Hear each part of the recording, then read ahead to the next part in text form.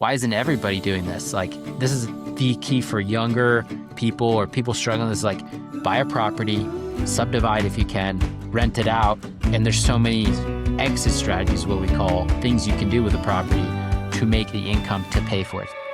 You're listening to How I Grow This, exploring stories of gardeners from across the globe as we learn from their biggest tips and tricks to some of the things not to do. I'm your host, Luke Hammond. Hello, everyone, and welcome back to another episode of the How I Grow This podcast. I'm your host, Luke Hammond. I'm super excited about today's guest. I don't know how I actually met you, Stefano. Stefano, where does the emphasis go on the correct syllable? So it's Italian, so mostly it's Stefano, but The way it's spelled, it's Stefano. So if you see my name, then you automatically go Stefano. But if you know a Stefano, then you're trained to go to that direction. But we actually met through Seed Time. You had reached out to me about working together. Yeah.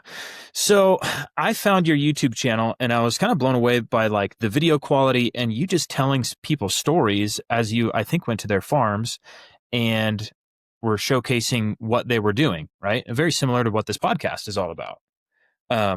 Is that correct? Is that kind of where your YouTube channel is at?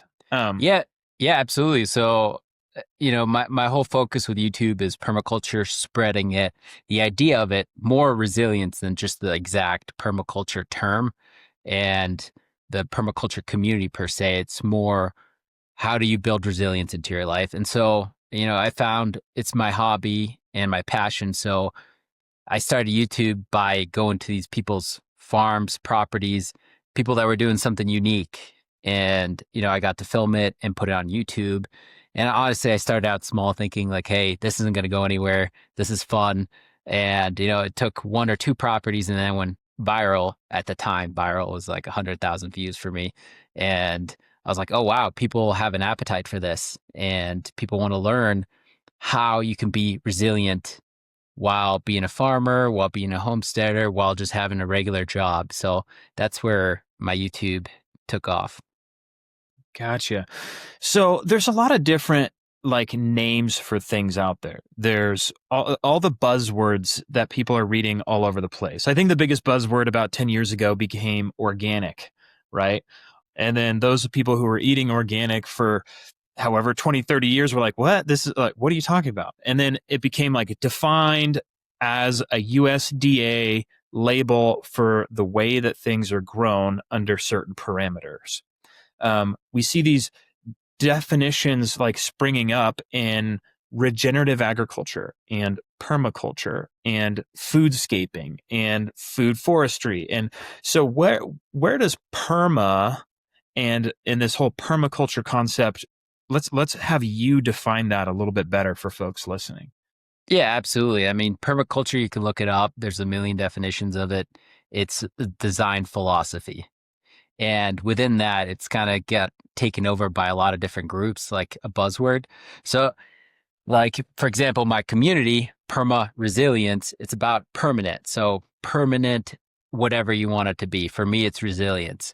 So building systems that make something resilient, less of a dogma like, hey, you're not doing this technique or that. It's more encompassing for me. Now, it's different for a lot of people, but generally, that's how I like to view it, and less indoctrinated into one school of thought. It's more of a thought pattern. How do we just improve everybody's life one step at a time? Mm. And specifically in regards to how people are growing and how they're building out their homestead and kind of the home front, that's kind of your guys' main focus. Is that right? Yeah, 100%. It's not just organic gardening. It's not just having a cool house that's zero passive energy, however you want to describe it. It's about the whole ecosystem to where you keep your chickens near your garden so you can use the manure and you don't have to go, half a mile because you put it on the other side of the farm. It's that kind of concept thinking, like, how do I maximize my outputs with my inputs? And so it's not like I'm saying like, don't use fossil fuels or don't use this. It's like, how do you maximize the energy that you have? Because A lot of people may have time, but they don't have money. A lot of people may Mm. have money, but they don't have time. So you have to take everybody in a holistic context of how do we design a structure. And so there's a lot that can go in it. Like you talked about food forest. How do we put in a food forest near a house? But if you're going to put in a food forest or somebody does it for you and you're allergic to apples and half of that orchard's apples, like what's the point, right? Mm. Or if you're not gonna, it's far back on your property and you're not gonna actually use it, what's the point of it? So it's that's the design philosophy, and that's what we try to promote. And every climate's a little different. I'd say my niche is more of the high desert where I'm at, and those are the types of farms. But the same concept can be applied to basically anywhere in the world. Let's dive into that because a lot of times we talk about actually every episode of the How I Grow This podcast lands somewhere in context. Yesterday, I was talking to somebody that was in the bitter cold reaches of Canada, and like average, like they're always in the negatives in temperature, like all the time. They'll have hard frosts in July. And it's just insane to think about that. Yet we were growing the exact same kinds of things, same variety, bolero carrots and bull's blood beets and different things like that. So what's your context? What's your location of your homestead, your property that you're working on right now? Yeah, so my property is located in Paonia, Colorado. So that's Hmm. Western Colorado, 6 hours from Denver. So I get friends coming in Denver and they're like, hey, come visit. I'm like, no, might as well be a different state. Right. So the climate is very dry here, 9 to 13 inches. And we have usually about 120 growing days. Hmm. Cold nights, warm days is our climate And here. what's your altitude? We're my farm is at 6,400 feet. Okay. Okay. So pretty high. I mean, if on the East Coast, that would be the same as Mount Washington, pretty much. Right. So fairly high. And then the mountains near me are peaking at 12,000 feet. Right. So Denver, for those listening, or like Prescott, Arizona, the mile high cities, 5,280 feet in elevation. So if you're at 64, you're going to be low enough that what is the typical like forestry range? Like what are your soil types? What kind of native trees are you seeing? Are you in the pines?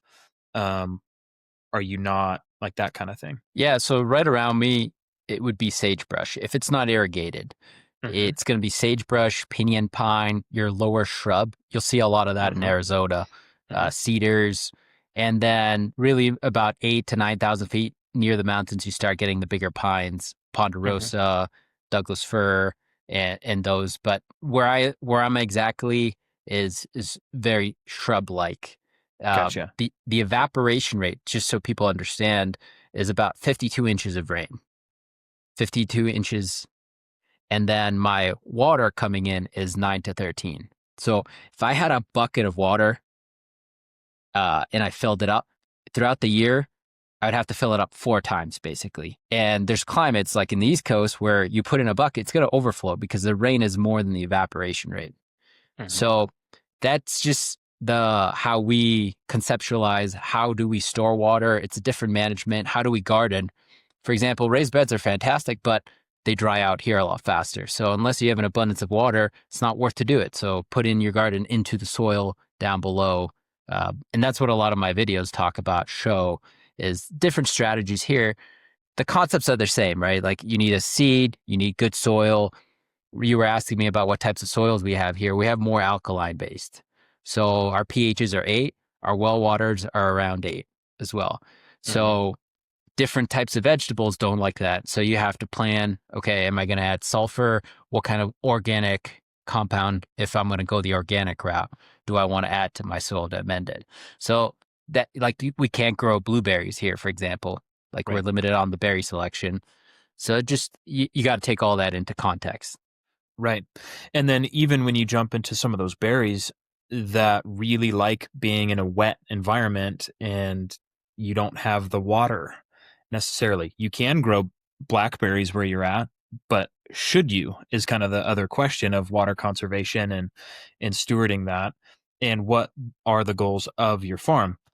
So let's describe you described these different layers and spheres of permaculture, kind of moving from your home base and your workflow kind of out to keeping everything centrally located, close.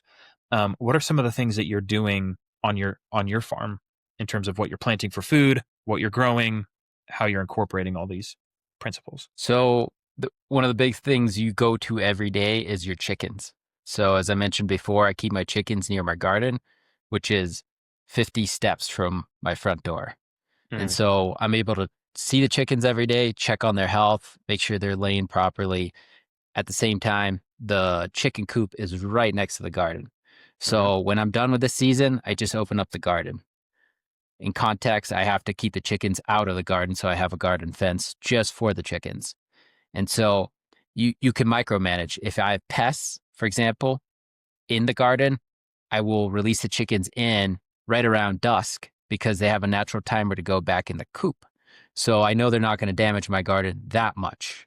And the benefit, and then they're pooping in my garden, right? So I get that fertilizer. And so that's one mix, right? And then the other thing, I love fruit trees. It's just part of what I love. So for me, having them close to the house is important. I want to see them every day. I've grafted a lot of them. So I have like this intimate connection with the tree, which sounds silly, but every day you get to see the growth on it. It's just like a feedback loop where, hey, are you happy here or not? So for me, that's like in what permaculture we call zone two. So I keep them real close. Uh, and that's where my food forest is, the one that I just filmed for YouTube.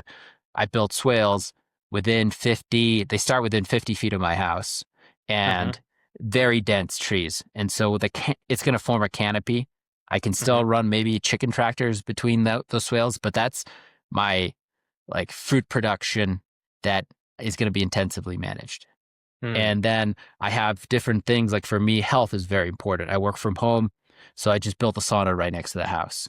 And so that's the kind of context.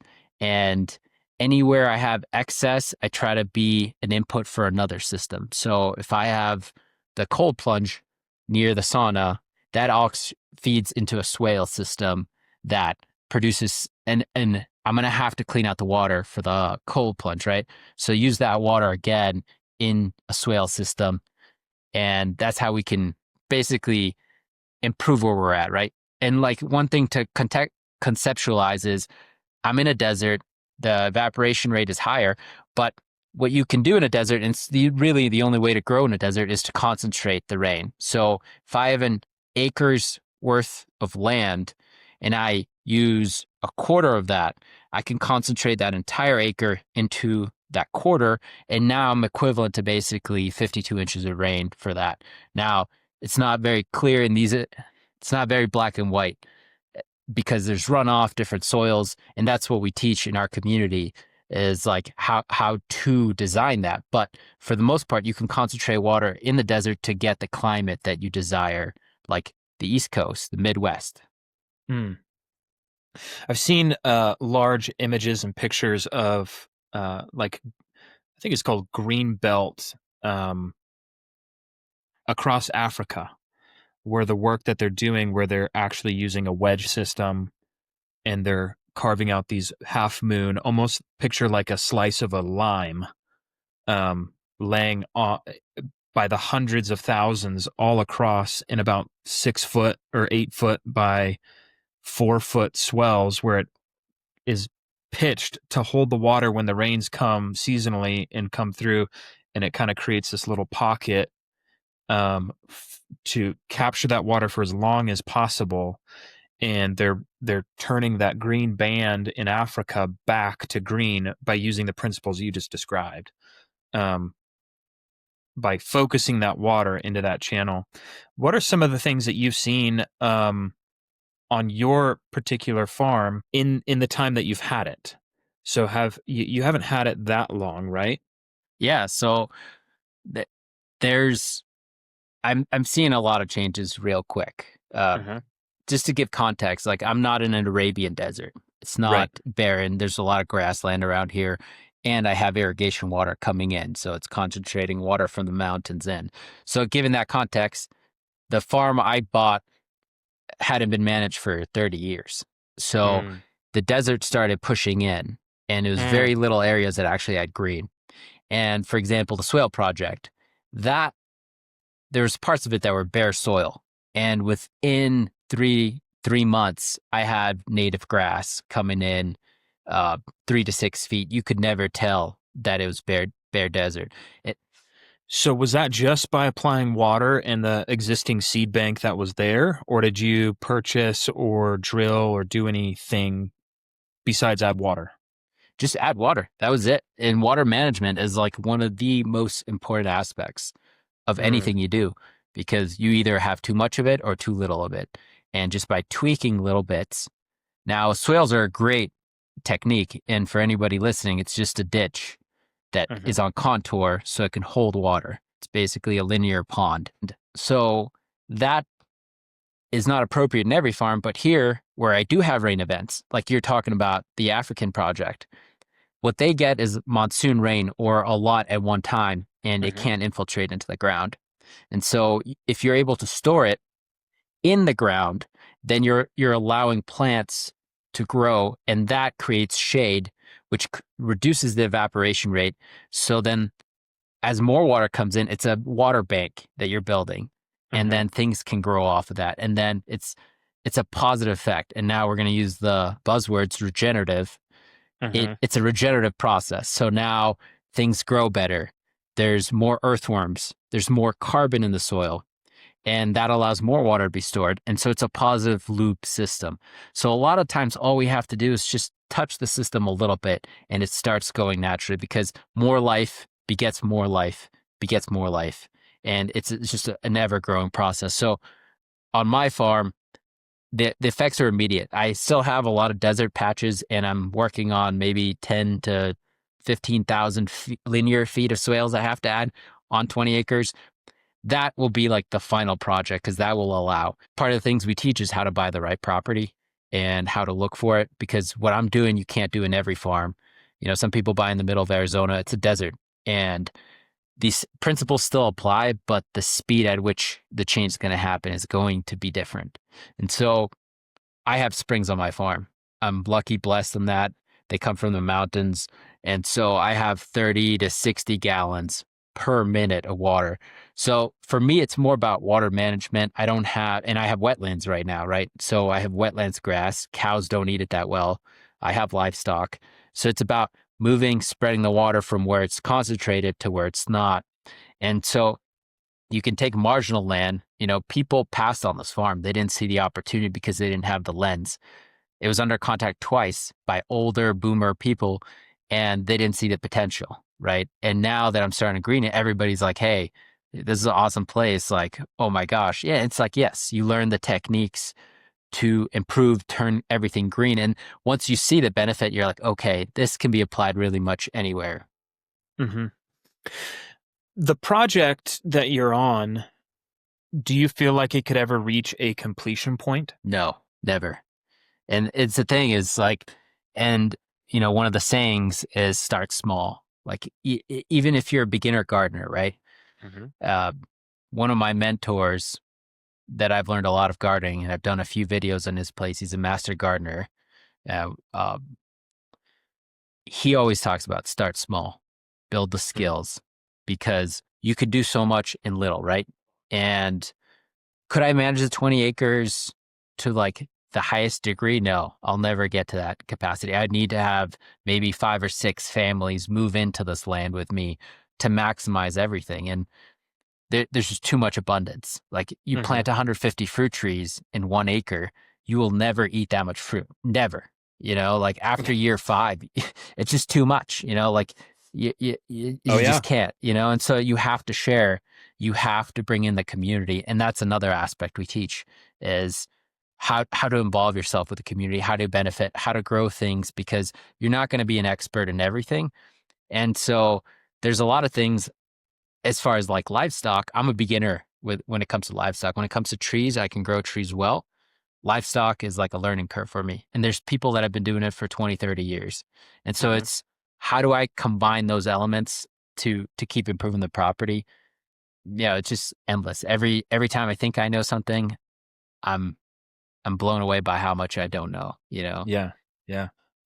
Let's talk a little bit about fruit trees. It seems like that's a passion point for you, and you really really love them. And you've grafted a ton of the different selections. Let's talk about what you're growing now, some of the grafts that you have, the different variety selection, the root stock that you've chosen for this particular property. I'm assuming you put that in.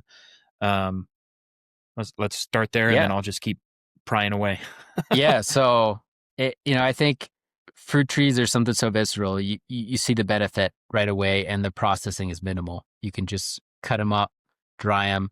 So, on a prepping resilience level, they're so useful. You Hmm. obviously, it's not my staple. I don't want to. People think I'm a frutivore. I enjoy it, but the bulk comes from livestock and dairy, right? Like that's the land. That's what the land wants. But you can benefit by growing fruit trees. Now, uh, apples do very well where I'm at, and plums, peaches. So those are in my immediate food forest. That's what I did. I didn't graft too much there.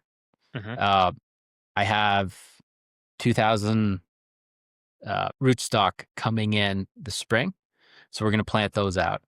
And 2,000. That's a little bit of a larger orchard. yeah, and by orchard standards, is pretty much people would laugh at me if they're fruit growers because you're talking about growing like 600 dwarf fruit trees per acre.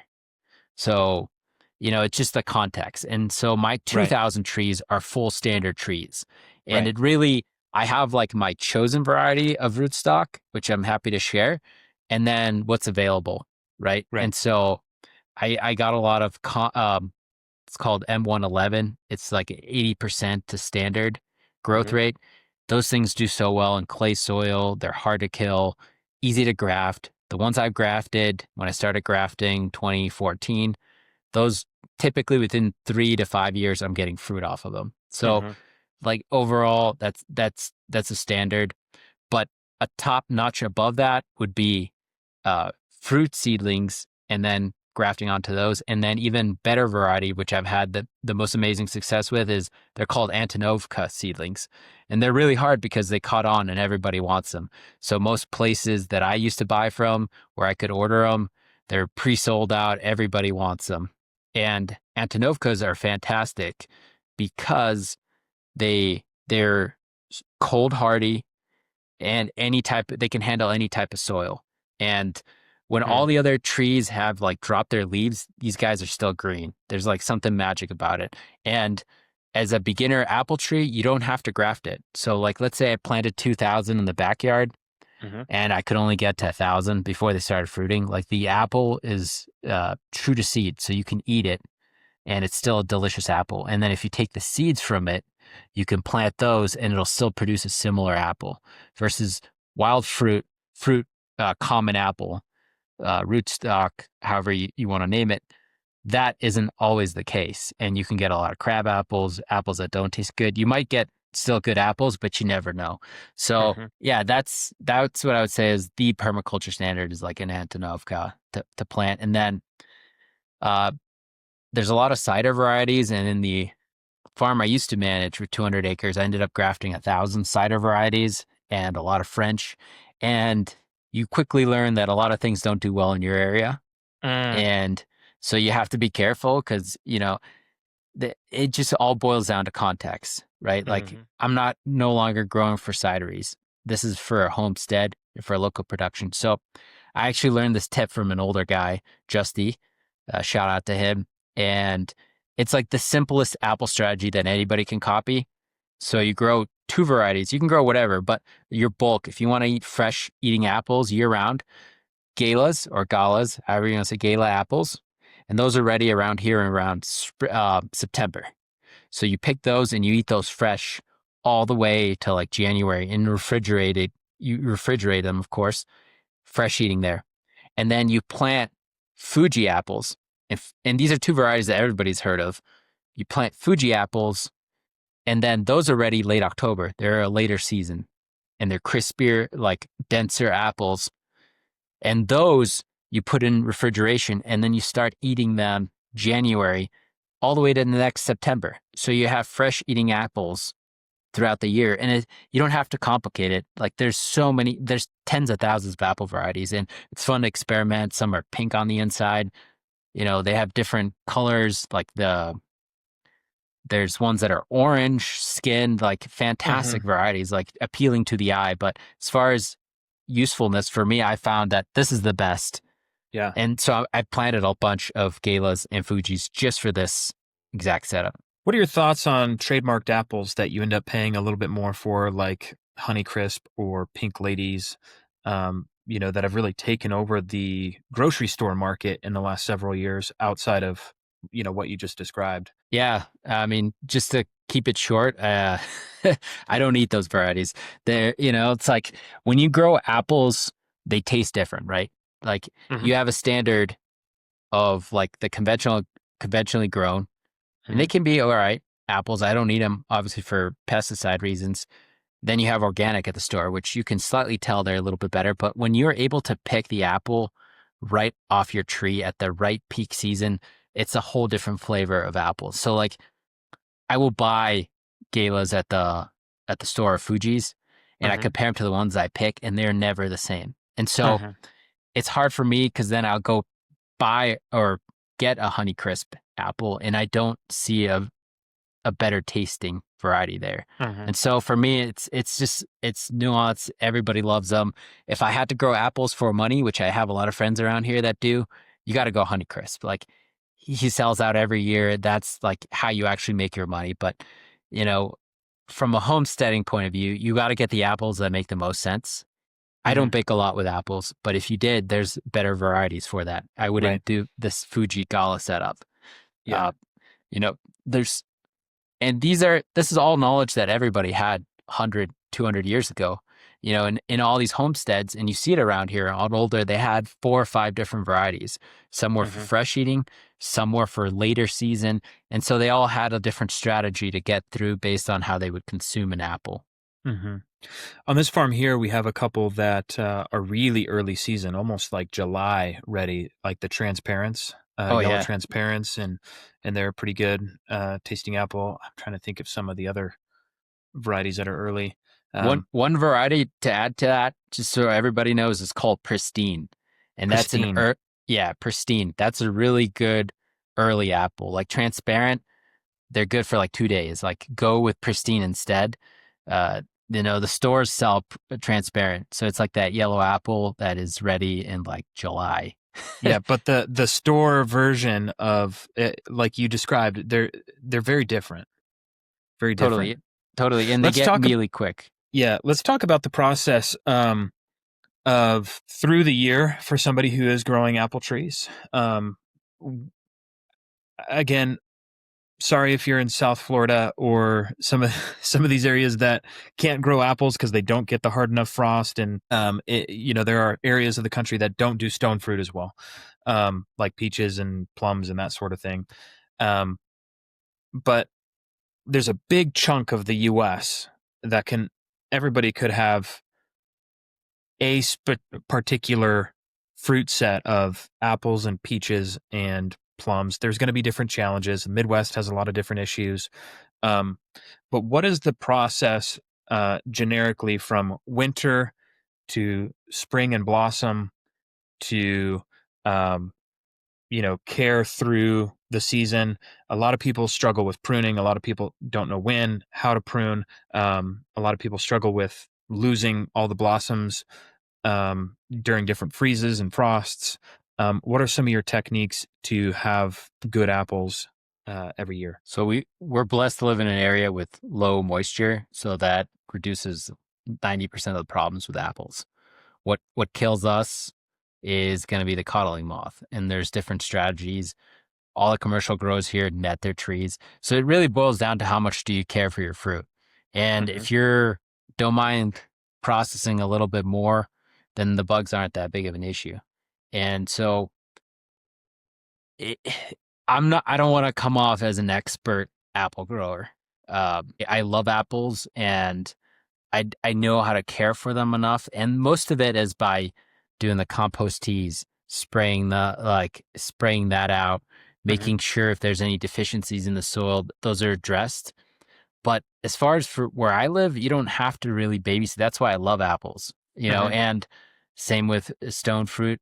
You do have some pests and things like that. And one of the best, most influential books for me that I have with me, in fact, it's right over there, is Michael Phelps' book called Holistic Orchard. And I Not the use that, swimmer. not the swimmer. No, this guy's got a belly. So if he's listening, he'll know. But uh, yeah, he's got it down. He's been growing in New Hampshire. It's a hard climate to grow fruit consistently well, and everything I've learned how to manage is in that book. So Mm. I'd recommend people to get to that book, and it's got everything from prepping, how to prune your trees, and there's so many different. I want the least amount of input in my trees. I Mm. have to take care of so many things, livestock. I had 3 dairy cows. Just the world of dairy, learning to cheese make, yogurts, what kind of everything to keep the animals alive. I had a dairy cow die on me after giving birth. All these different things. There's just so much complexity. And it's really hard to be a master of anything in this space. And so Mm. what I try to promote, what I try to teach people is resilience, like a resilience mindset.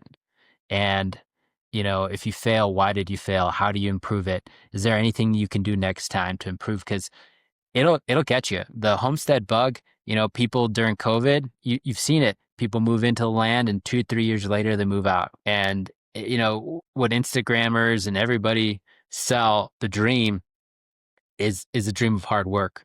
And, death. I had a skunk kill one of my chickens last night, try to chase it, couldn't get it, and it'll come back. And it's like, how do I deal with that? How do I process that?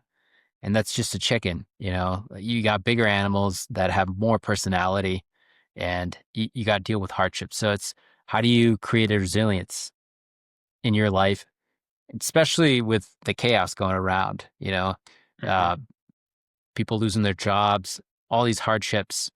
How do you incorporate that around a homestead? And that's really what guides my teachings and how I process the world and move forward. Man, I love that. I want to do a hard pivot here. Um, your you have this homestead and you have all this knowledge of all this growing, but you also have a very, very niched knowledge regarding acquiring land. And you're a real estate agent that knows creative strategies on how to get into a homestead. Um, Even if your resources are slim and trying to select the right property. Talk to me a little bit about that and how do you pick the right piece of land and when do you know if you're ready to buy and what are some creative things you can do and uh, maybe what are some of the risks that you you shouldn't do in that sort of process? Yeah, boy, that's a loaded question. So Mm-hmm. we got to start with the hardships, right? Like Okay. how I got into it. So I got into real estate as an agent when I was young, really struggled to make money with that. And finally, I was able to get an investor to buy me a farm. And that's how I got into farming. All right, we got to stop there. You were able to get an investor to buy you a farm. What kind of Yes. personality you have to do? What kind of like street cred do you have to have somebody else buy you a farm?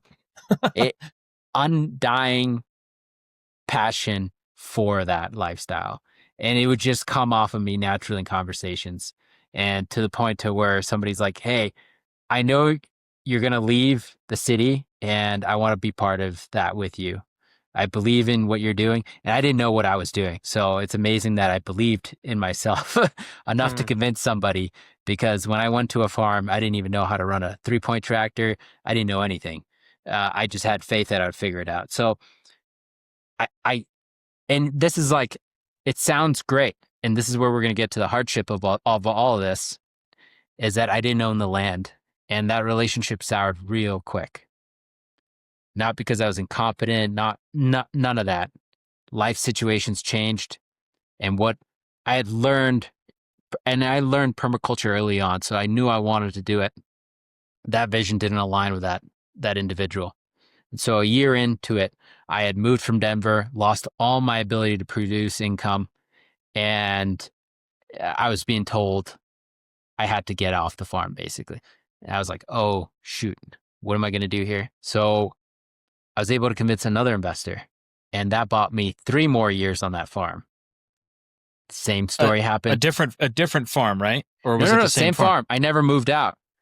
I found, and this is a whole different section of law of attraction, whatever you want to call it, a series of fortunate events. I brought in another guy within a week after finding out that I had that farm wasn't going to be viable. That bought us 3 years, right? An additional 3 years on the farm. And that also soured. I had grafted just to give you an example, and so people have context, I had planned a 26-acre orchard of apples. I grafted the varieties, cider. Like this was my hard sweat labor. Right. This is all done by hand. And I was getting ready to plant. I had the game fencing up, everything. And the guy wanted to hunt. And elk came through the property. So he's like, no, we're actually going to put apples here, there, there. I was like, okay. So I just spent 2 years preparing for this. And we're just going to pull the rug on this. I was like, oh shit. This is what happens when you don't control the land. My wife had just gotten pregnant. I had less than $3,000 in my bank account. And I was like, oh my God, what am I doing here? Like, And how old are you at this time? I'm 30. I'm 30. So it wasn't that long ago. I'm 30 Right. years old. And I said, okay, what am I going to do now? And I had a knack for sales. Like I've been good at sales. I enjoy talking to people. So I got hired to sell insurance, a salaried position all the way up in Maine. And we had considered Maine because land was cheap there. I couldn't afford Colorado. I couldn't do anything. So I was like, all right, we got to move. And uh, I I was a veteran, still am, and I was able to use a VA loan. So I couldn't qualify with my income, but at that time they took basically the letter of employment and they consider that income and they allowed me to qualify for that loan. And I bought a 4 unit. And it had nothing to do with homesteading. At this point in my life, I was like, hey, the homestead dream is dead. You have family to raise. You need to have health care. It's dead for you. Like, if anything, we'll try to get some land in Maine over time, but it's dead for you. I was like, okay. So I was able to like get the income from the 3 other units to pay for our rent and everything. I was like, oh my gosh, this is magical, right? And I was able to qualify for another house, not even 6 months later. And then I used the income from after leaving that 4th unit to basically pay for that one as well. I was like, oh my gosh, this is how you build wealth, right? And during that time, I ended up series of events, meeting my business partner, and we ended up starting a company doing real estate. So we'd buy flips and wholesale. So we'd buy a house, sell a contract to somebody else, and make profit. And that's actually one of my companies, Joe Homebuyer. But what what I had learned through doing 2 3 years of this is that there is a world that most people didn't know existed: seller financing, creative financing, things I had never heard of. I thought they were fake. Subject to, like somebody will give you their mortgage under their name. I was like, nobody's going to do that. Who's crazy enough to do this? And then it happened. People would do this. And I learned quickly, okay. And then I built up Airbnbs and rentals. And, I'd buy properties where people would give me control of their property. I'd fix it and I'd either flip it or sell it, right? And so Colorado, the idea of it never died for me. Our family was still back there. And I was like, okay, I have this business. I can probably run it remote. I'm going to move back to Colorado. And that's where I am today. We rented just for a little bit and I was able to find this farm.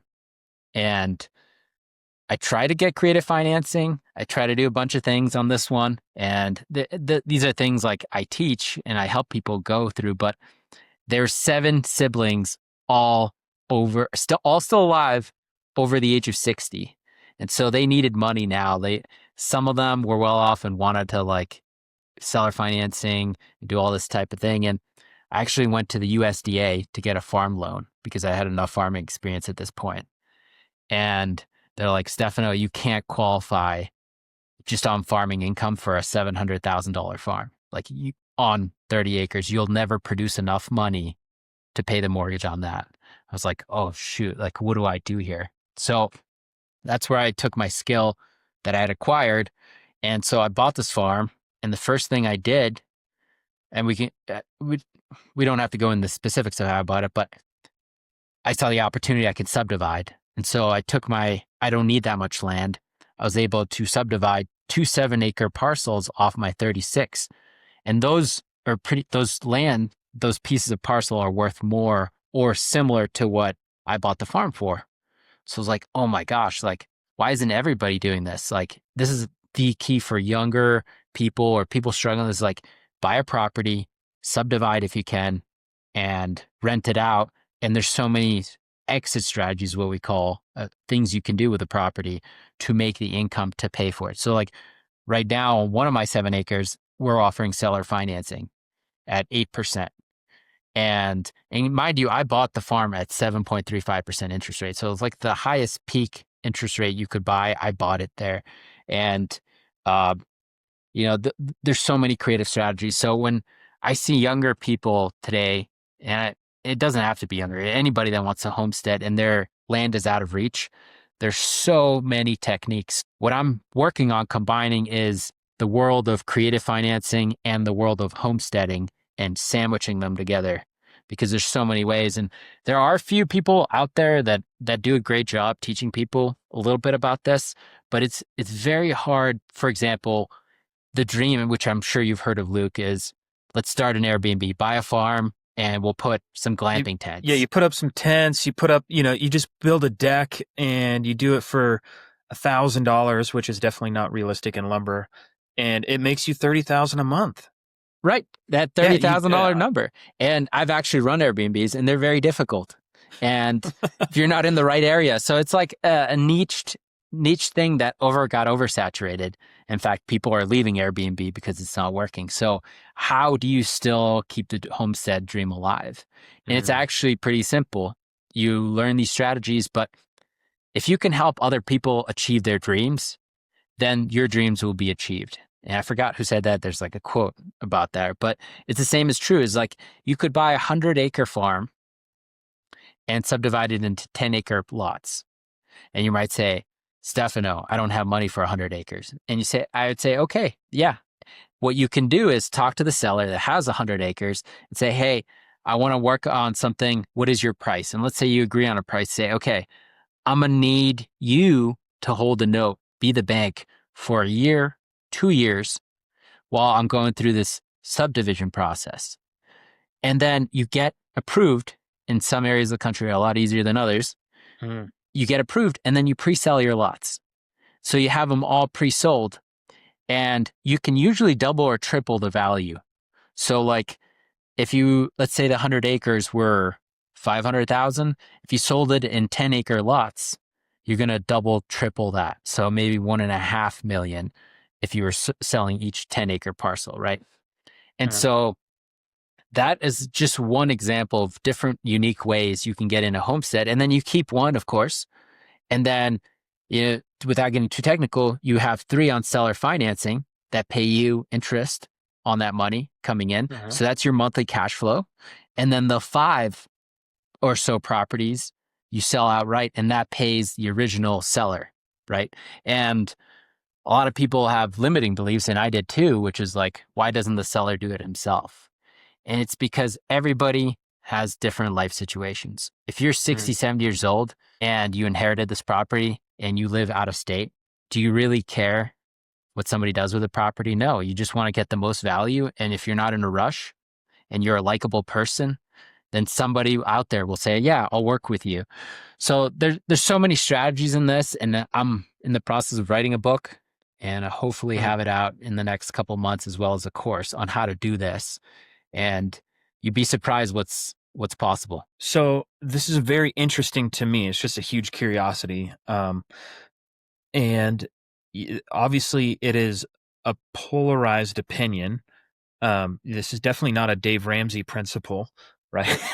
This is definitely not a Dave Ramsey real estate advice.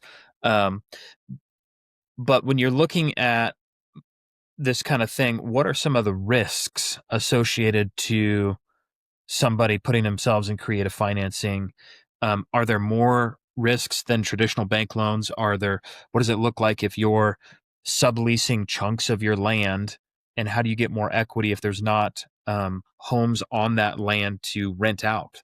Um, what does that look like? So in chapter 1 of my book, it says in big bold letters, is there's a big warning that says use at your own risk, because you can get into properties that are way above your means, right?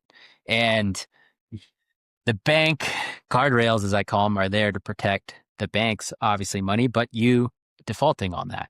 And Right. even with banks underwriting, people still default, right? And Right. so it's very important to understand your limits. And Mm-hmm. that's very important from the beginning because it is more risky, right? Hmm.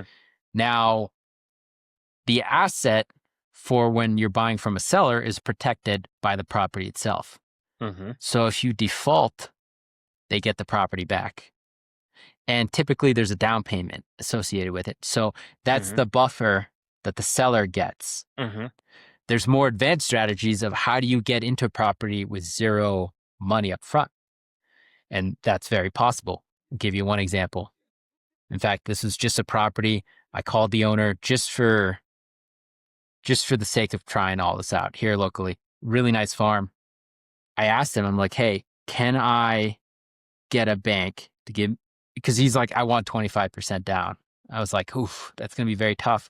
But how about this? How about I go to the bank, and there's a local bank that'll do it here. There's a few I can recommend, but I went to the bank for 75% of the total value. I Mm-hmm. said, Mr. Seller, you're going to get 75%. I need you to hold. So it was actually better because he just wanted upfront money. I said, hey, I can give you more upfront. So he was happy. And then you can typically negotiate the interest rate much lower. So that 25%, instead of being 6%, you can say, hey, I will balloon payment you or do whatever. You know, every seller is a little bit different as far as their Mm-hmm. needs. And so you're able to get into a property, no money down. And the money that you would have normally had to bring down, you can use to improve the property, add value, add the equity, refinance out at a Mm-hmm. certain point in time. So it just really boils down to the exact property and what you're looking for. Some sellers don't care for money up front. They want to avoid the tax burden. Some people want all their money up front. And Mm-hmm. so you have to weigh in how you can pull that off. I think either a couple days ago or a couple weeks ago, Trump just announced this whole pushing for a 50-year home buyer mortgage. What are your thoughts on a 50-year? So you're 30 years old or 34 years old and you get a home buyer and it's a 50-year note. So I have mixed feelings about it, and I'll explain a little bit. So 50-year mortgage, right? You're paying Yeah. mostly interest. In fact, it ends up being double the amount of interest over time that you pay. I But think double and some. and some, I think you're right, yeah.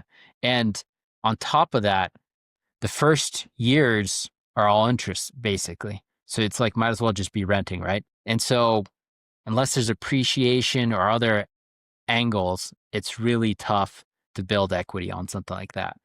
And uh, there's just better ways to make. Now, will it bring down the monthly payment for a lot of people? Yes. Will it make Hmm. it more affordable to own? Yes. But is it providing a service for somebody? I don't know yet. That's like too early. Like I Yeah. flip homes. It's like a There's going week to be more ago. buyers. Yeah. So I'm biased in that it'll help me in the short term. But as far as long term, I think we'd inflate the prices and we'd still get to the same level of monthly payment because it's going to Mhm. rise to that. So Mhm. it's just a short term band-aid for a bigger problem. How many, I know this is very far out from the how I grow this typical topic of gardening. Um, but we got into this, and a lot of people are wanting to garden and they have no space to garden, or they feel like they have no space to garden, or they're renting. What would be your suggestions of kind of a bloom where you're planted sort of thing? Wherever you're at, how can you start this kind of perma resilience if you don't feel like you live in a place of resilience? It's tough if you're in a city. in a metro area. So, I want to be clear about that. As soon as you start pushing into suburbs, a lot of opportunities open up. And then if you're in a rural place like me, I will invite you to come to my farm. If you want to put a plot of garden here, you're welcome to it. There's the land, the water, and that's what a lot of people don't understand is as soon as you move from the city, people actually want this service. Like if you went to the right homeowner and you say, "Hey, I'm going to put a garden here and I'm going to give you half the garden. You don't have to do any work." 9 out of 10 times they'll say yes, unless they're in an HOA where they can't. You're going to find somebody. And here where I live, it's not a matter if you want a garden, there's anybody will give you land because people want to see something. There's not enough hands to work the land. Mm. So, if you were renting a place, and I was guilty of this is, I got too used to it and I put in infrastructure that was not appropriate. Work on container gardens, build the skills, work on that. And looking back to it, I don't look at the time I spent on that farm negatively. Mm-hmm. I look back at it as positively. I built up the skills that made this farm where I'm at possible. So if you're renting, have that same mindset, build the skills. Growing it is half the battle, as you know, Luke. How do you Mm-hmm. preserve it? That's the other half, because anybody can grow a tomato. Can you make sauce? Can you make tomato paste? Do you know how to make your own pizza after that? Those are the kind of level tiers that you can build on. I like to say on someone else's dime, if you can. Yeah. I think one of the biggest challenges, at least in market garden or the understanding of some of these preserved products, okay? I think of people that are doing some of those cottage things is competition over price. Um, for me running a farm, I can either sell apples by the pound or I can press it into cider, but it's not equal trade for trade if they're all good apples, right? I mean, it's way cheap. Like make way more money selling a good apple as an apple than I would upcycling it as cider because of the condition of the apples, right? Now, there's a lot of apples that don't go and sell for that. And so that's where those layers of things go into place. You talked about tomatoes. A lot of people grow tomatoes and they're not canning with the leftover tomatoes that are kind of the uglies. They're trying to pick the best tomatoes and they're canning out of that, which it's easier work wise. But all of a sudden your jar of pasta sauce is now worth, $47, in the open market, depending on the tomatoes you chose to can. Right. Right. So you got to be really, really cautious on your inputs if you're trying to just preserve food, because the industry has a false representation of what these products are because they're buying it for pennies and fractions of pennies. And, you can get a jar of salsa at the store, organic salsa, for very, very cheap. But if you were to make that salsa out of fresh ingredients that you purchased at the store, you couldn't even compare to the price. And so I don't know where I was going with this monologue of all the stuff, is figuring out how do you fit in your niche, especially what if you're a shy person? How do you go to somebody and be like, "Hey, can I garden in your front yard? How about your backyard? Can you invite me over the fence?" What would be your Yeah. encouragement or instructions on getting over the fear of whatever you just described? Yeah. I mean, that's a long-winded subject, as far as dealing with rejection. And, I can say is the first time I tried to approach somebody door knocking, my hands were trembling. I was not, I mean, those in the podcast can't see. I was, and when I talked to them, like, it's embarrassing. I wish I could record it just to show people. I was like, "Hi, sir. Like, are you interested in selling your house?" And they're like, "No, get out of here." And I was just like, I've been shot, Yeah. I was like, but I made a commitment to myself. I said, if I can do this, this is where my life is going to change around. Mm. It's like, no matter how bad it is, you will fail at life if if you don't go door knock. It's like you came all the way to door knock this person. It doesn't matter what they say. As long as you door knocked, you won. And, and then it got a lot easier after that point. I realized like, hey, I'm still alive. Okay. Somebody's not interested. And then I started thinking, is like, how do I improve to where I can get better at this? And if you sound confident, if you know what you want and you're friendly and you're likable, that's like half the key. And I have salespeople that work for me, and that's what I say. I was like, whatever sales technique would ever throw out the window. People want sincerity and honesty. If you can bring those two things, whether it's homestead, gardening, you'll have friends, you'll have opportunities wherever you go. Mm, that's so good. I actually think I want to end everything on that. I know uh, there's about a million ways that my mind is wanting to just keep asking questions in regards to creative finance and getting people out there into the establishing their own gardens and doing all this stuff, because I think what um, this perma resilience uh, group and community is really um, accountability and just allowing people the opportunity to push through their fears of whatever that is, and take on new risks um, with a potential of reward. The homesteading is very, very rewarding, but it is very risky, right? A lot of there's a lot of memes out there of, I invested everything and put everything in this homestead, and 3 years later we left. Like, we hated it. It was terrible.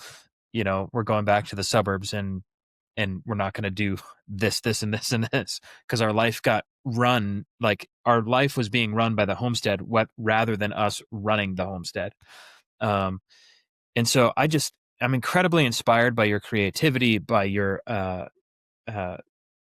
I'm going to use the term scrappiness. Like, it just comes to I'll my, take that. Thank it's you. like It's a in a compliment. good, in an all good thing. You're just like totally scrappy. And having built several farms on other people's land and still owning your own farms, you described it as like a souring of a relationship. Sometimes that happens. Sometimes it's just a challenge, and sometimes it's just a fork in the road to get you to that next step and that next journey.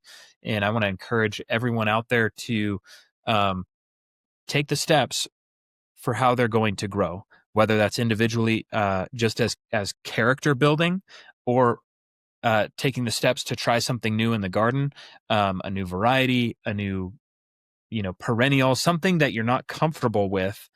That's what this podcast is all about, is taking, hopefully inspiring you to be stretched in what you're doing. So I'm going to say it wrong. Stefano, thank you so much for your time in the How I Grow This podcast, and teaching people so much about apples and high elevation desert. And that whole first 11 to 30 minutes in the garden was just killer. It was just like nugget after nugget after nugget of great advice. And then moving into this creative financing thing, I think a lot of people were inspired by your story of resilience as you modeled what you teach. And I just want to say thank you for doing what you're doing, for sharing people's stories and putting yourself out there on YouTube. That's a very vulnerable thing to do, and I just want to say thank you for that. Thanks, Luke. Thanks for having me on. And it's been a pleasure sharing my journey. And people want to know more, check out our community Perma Resilience on School, and more on that information. So thank you again, Luke. Thanks. Awesome. And for those who are listening, please make sure you like and subscribe. Go to the school for Stefano, and check out his YouTube channel. Smash that like, subscribe, and alerts button. It makes all the difference for his channel and him furthering what he's doing. And it costs you absolutely nothing, just a little bit of time. Same thing for the How I Grow This podcast. Make sure you hit that like and subscribe button. And if you didn't know, this podcast is brought to you by SeedTime. SeedTime is a digital garden planning tool. It is both online for your desktop and has a companion mobile app, so you can easily track what's going on in your garden, stay up to date, and make sure you don't miss those important plantings if you've got narrow windows. Or maybe if you're just looking to increase your learning, we've got all these AI tools built in for suggested companion plantings, from calendar to tasks to journals to inventory to layout. It's all there.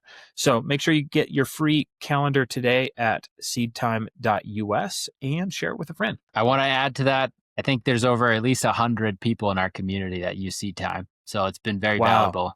Man, that's awesome. 100 people in the community that are using SeedTime. That's plus, so cool. 100 plus. So. 100 plus, man. That's awesome. We look forward to the next episode. I think this is going to air probably at Christmas. So Merry Christmas. Happy New Year.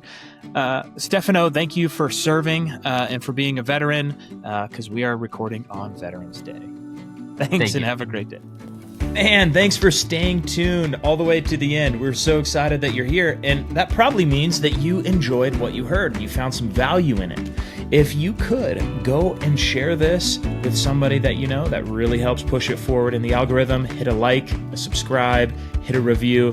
It makes all the difference for us. Thank you for listening to the How I Grow This podcast, and we are dedicated to bringing more of these stories to you to help you grow at the next level. We'll see you.